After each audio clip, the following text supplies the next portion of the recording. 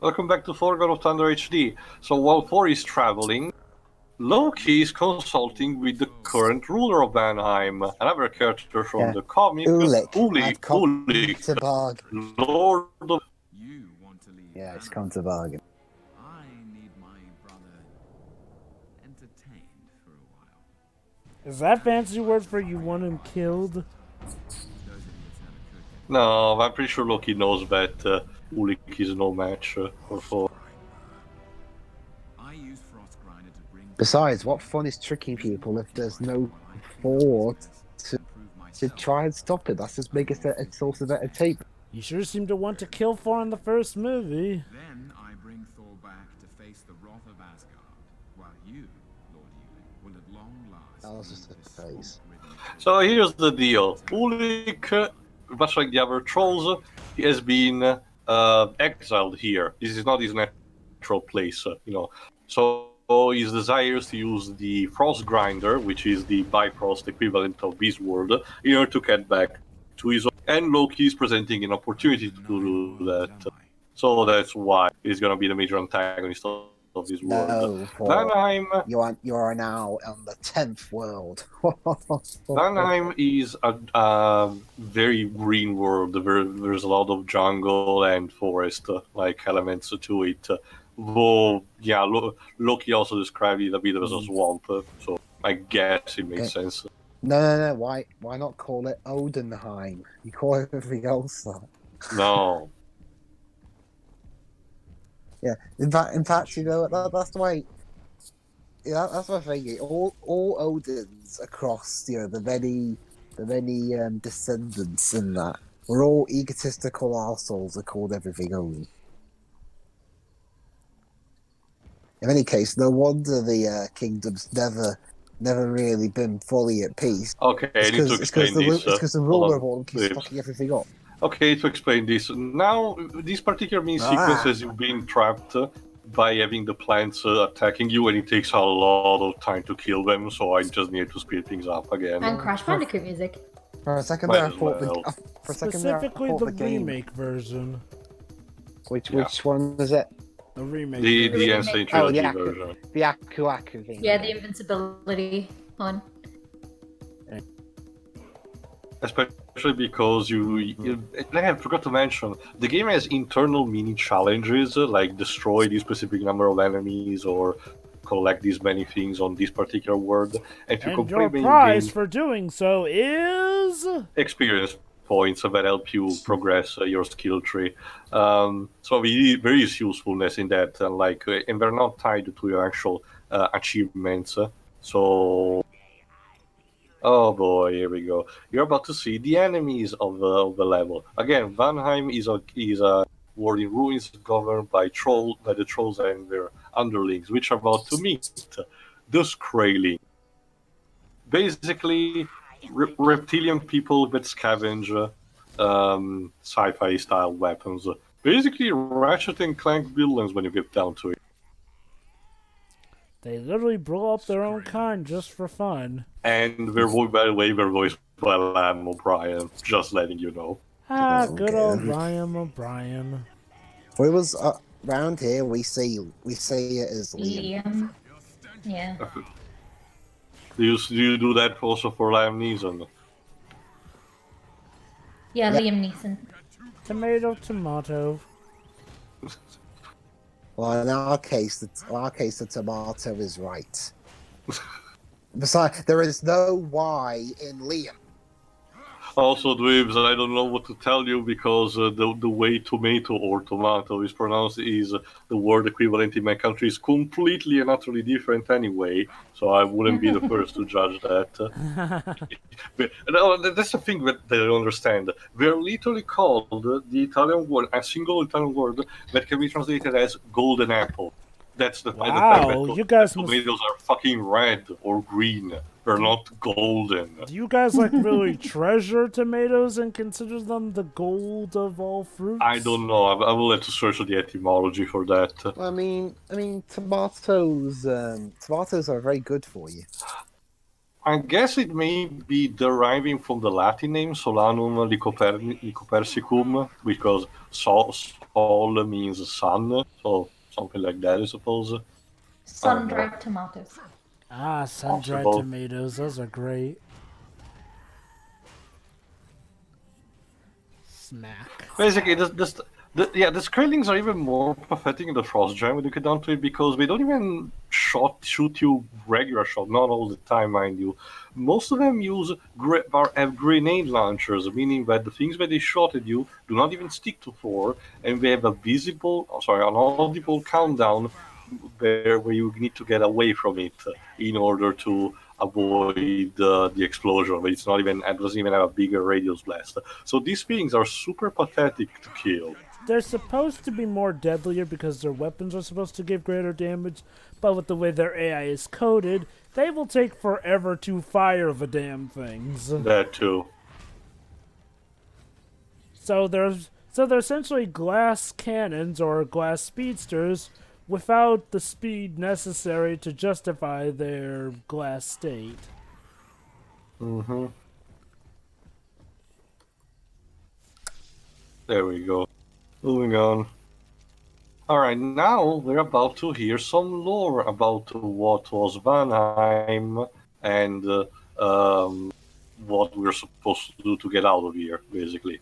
Because remember, Loki said to Thor that he was sending him directly towards Asgard, so something clearly went wrong here, and again, we know what happened. Again, the game has literally no suspense. That voice speaks in the Vanir tongue. I'm on Vanheim. Yeah, whatever you said. Frostgrinder. That's what the Vanir called their wretched parody of Bifrost. Still, it could return me to Asgard. And this beacon can show me the way. Activate. That responds? Could you? Appears I'll have to do some maintenance. Of course you will have to. Why we I'll we, have to do something. we can't pad enough. Oh just- boy, 4, maintenance technician. This ought to be a great. Well, he does Very have good. That was very a good. hammer, so I guess. That was very good, Chris. Now, can we say that line again, except this time as if you were alive? Does the maintenance just does the maintenance just involve whacking them? Pretty much. It's the Super Mario way. Remember when at the beginning of Super Mario 3D World, where Mario Luigi just whack a tube and a pipe until it's fixed? Hey, at No, least it's like there's- that one scene from Shadow the Hedgehog where he just passed the Chaotix team and karate chops the keyboard. Man, if only life could be as easy as a video game sometimes. Depends on the video game, Jovo. I was gonna Depends on say, the I feel video like it game. would actually be very stressful. Well, I mean, it depends. Like, well, if it was as easy as just solving something with the push of a button, that Well, could be a lot easier. Well, I would like if life was as easy as being in a Layton game. If I could just sing my way through life, I would. Man, if I could just solve life, like, if I could just, solve my homework with a QTE or whatnot, that would be so great. Imagine I could get my job applications like in an action RPG game and Depends on the compete for the QTE, Jova. position. You mean like a Telltale QTE or a David Cage QTE? You mean Kingdom Simon Hearts. says? Kingdom Hearts QTE. Also, just literally one button. Well, Kingdom Hearts Yeah, QTE one is just, button. it's mostly just mashing the triangle button, basically. Come on, think Rob, a that's bit the more point. creative. But guys, that's my point exactly. Imagine how much easier life would be. And boring. guess. Well, okay. If per se you could just solve the very hard and more, work-addling things here, while saving the more fun things in life for the more complex actions. That still will have you conceptualize the setting with multiple buttons, just reserving those for different circumstances. Oh, Maybe but of that's why- course, yes, but in a simplified manner. Maybe that's why David Cage designs his games the way he That's does. nice. Go That on, said, sorry. okay. I will say this though: I have way too much self-respect to want my life to be as easy as a David Cage game. In writing See, yes, or Jova, you need to gameplay. solve Simon Says in order to avoid getting killed by your furniture. I'm just gonna say, Brave Fencer Musashi did it well before you, David. Anyway, I managed, while this riveting action is going on, I managed to find some minor etymology news about what I was saying before. Apparently, the reason is because once the conquistadores imported, the tomato from the Americas in Spain, apparently a physician and botanist from my country called Pietro Andrea Mattioli, it was the one who suggested to be cultivated and being edible, and he simply referred in his prints as the term that I use, golden Oh, it's apple. just because Even he felt like calling it that. Oh, pretty much, I thought it was and no one because they- objected. That's here- so stupid. And here I thought it might have been because they came from a place near El Dorado. Maybe I guess that was possibly the thought process, but that's a bit of a stretch. Well, I mean, think about it. They consider El Dorado the city of My gold, God, this so fog effect. so of course plants from it would be considered the plants of gold. Although he did suggest, apparently his prince suggested it is a new type of eggplant for some reason. Although Jova, look, around here, El Dorado, two meanings. Well, What's yeah, the but we're- other? one's a TV show. Yeah, Oh, one's of a course it shitty- is. One's a shitty soap opera. In fact, it Is- was so shitty it didn't even last a year. Is there anything that does it? About the movie, then the animated. Is there anything that it's not also the title of a British soap opera? Like, Um, what does El Dorado even have to do with soap opera stuff? I honestly have to wonder. It was the name of one. The premise, I won't go too much into it, but premise was a bunch of foreigners tried to live a new peaceful life somewhere in southern Spain. But Never mind like a the bunch fact of that expats. never mind the basically. fact that El Dorado is supposed to be in South America. Central America. Central Yeah. America, so Although that's the thing. It wasn't supposed to be called that originally. It was supposed to be called Little England then why Yeah, did they but call it- it? because It's the foreign, so it Scottish. sounds fancy. Actually, there is a reason for that. Go on. The Scotland division of the BBC objected to it. Again, why call it El Dorado if it doesn't even take place in the Jesus area of Christ. El Dorado? Honestly, Joe, I wish that were El Dorado's biggest problem.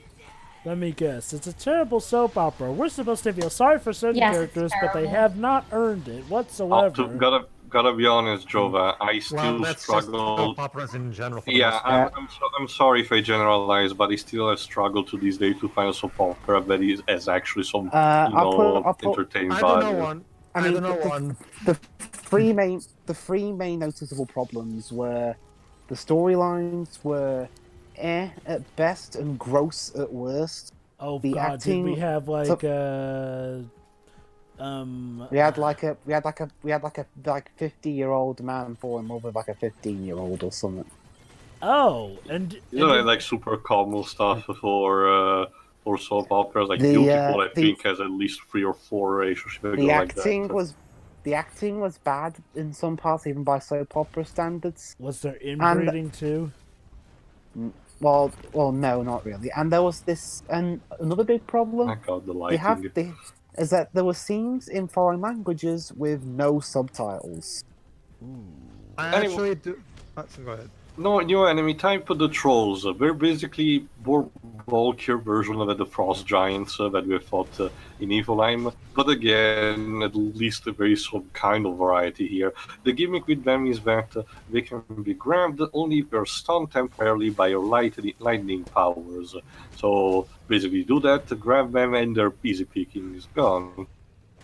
I actually do know of a soap opera that I would actually consider pretty good for the standards of its genre, of course, because it's by far the most it's a Brazilian soap opera, which is by far the most ambitious soap opera I've ever seen. That even incorporates sci-fi elements like time travel. Wait, a and, soap opera that has time travel in it? Yes.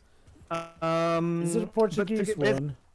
No, it's Brazilian. But basically, basically, he even has the protagonist even has a thing where he has amnesia, right? Of course. Well, yeah, And that happened, over soap operas gone. No. But as a thing too, they make it more interesting by also having it so that because of a specific trauma that he passed through. Oh. Basically, the game adds more. Now we need to find another of these batteries in order to power up the path towards the frost grinder. Go on. Yeah. Okay. So yeah, it's amnesia, which is common, but the writers, to their credit, do make it a bit more interesting by making it so that even though he has amnesia, he later in the story suffers a traumatic experience that later messed up with his head, and as a result, he gains dual personality disorder, where basically it's two, like the current one that we've known up until this point, and the old person he was before he lost his memory now exists in both in him, basically. So it's Sounds like a setup for some wacky hijinks to incur. yeah, and there's a lot of wacky. No, it's one of those things where it's a lot more fun to watch because you can tell the writers are generally trying something different, for the genre. Like it's one of those cases where, It's like there's some kind of effort put into there. And there's also a mystery because remember this guy has amnesia and he doesn't know where he comes from or who he is. And to their credit, the writers do a pretty decent job at making the mystery engaging and figuring out exactly who he is. Nick, this sounds more like a there's a lot of twists and turns and reveals that are quite interesting about it. And basically, it's one of those cases where you can tell the writers put a lot more effort into this one and more creativity way into this instead of just having, generic romance plots and shit like that. There's romance in it, of course, but the overall main story is a lot more interesting and creative than you'll typically see in soap operas. One other weird soap opera we did a soap opera set on a space university. Why are they showing a different Red picture? Dwarf. Hey, That's a spaceship. That's an event. Red Dwarf is a sitcom. That's an event, Jova, that's happening at the same time. Basically, while the computer was stopping, the Skraelings were hijacking the rooftop in order to enter here. The one I was referring to is called Jupiter Moon, but it didn't last very long because the channel it was on, didn't last very long either. Or funny enough, it was the same channel that broadcast How Funny I'm Home. Well, the reason I thought of Red Dwarf is because technically there's an academy on, so that's what I thought you were referring to.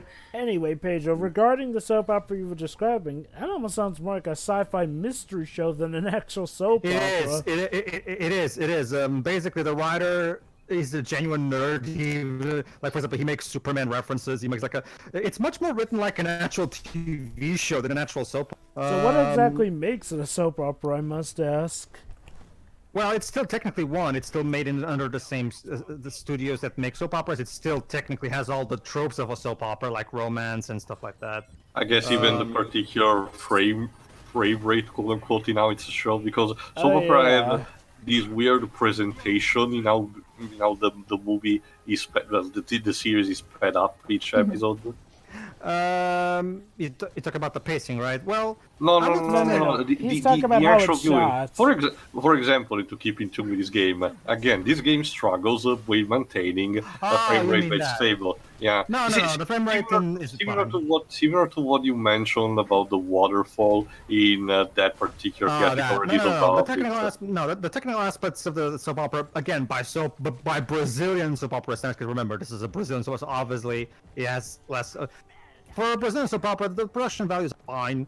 There's even action sequences. Like, for example, they actually did get the main actor because one of the things about the person that the protagonist was before he lost his memory, the second personality.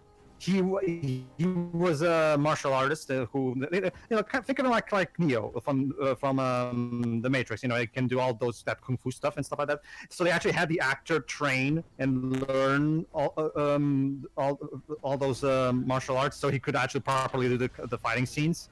So again, a lot of effort surprisingly went into that one. Wow.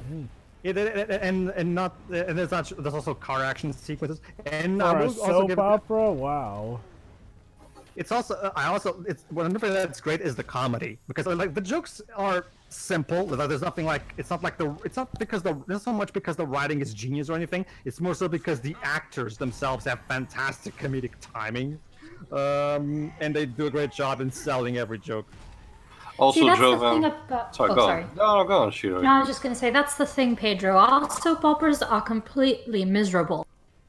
Like, Oh, no, it's Yeah. constant. No, but what I mean is it's a constant. An absolute constant. It is the show. It is miserable. Oh, in that case, Shiroi, I think you would love this soap opera, because I'm not even kidding. There's a shit ton of comedy in this one. This show is not afraid to have fun with its silliness at all. Wow. Well, I mean, plus our soaps can have occasionally quite the big disaster. I mean, there was one in Emmerdale that, in retrospect, kind of helped save the show from falling ratings. That involved a plane crash. Also, weddings rarely ever go well. Like, ever. Of course. Yeah, I mean, And I don't mean in the sense that, you know, people don't show up to the wedding or there's an I object. No, people die. sometimes Again, people die, or sometimes people die, or the bride and or groom cheat on each other. the Of concept course. of a soap opera in order to change the status quo is either not keeping it stable or be way too radical is a shift. So I don't know if you remember, Dwibs, but one of the only wedding-related things I actually found funny was when neither the bride or the groom wanted to marry each other, so they were sneaking out of the window in the respective, male or female bathrooms, and they saw each other sneaking out the window at the same time. Oh, was that That's the only time I actually found it funny. that's like a Simpsons gag. Yeah. Anyway, that's great. The red squaling that is being antagonized us since pretty much we set foot is casually the one that has the battery we need. So Of course. gotta get after him.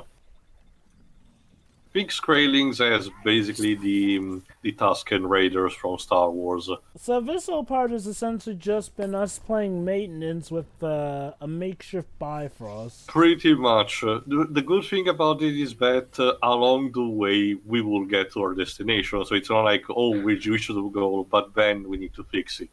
No, at least things are moving along their way. So to the next part when we finish, I think, Vanheim. See ya. So, Yeah. See ya. See ya.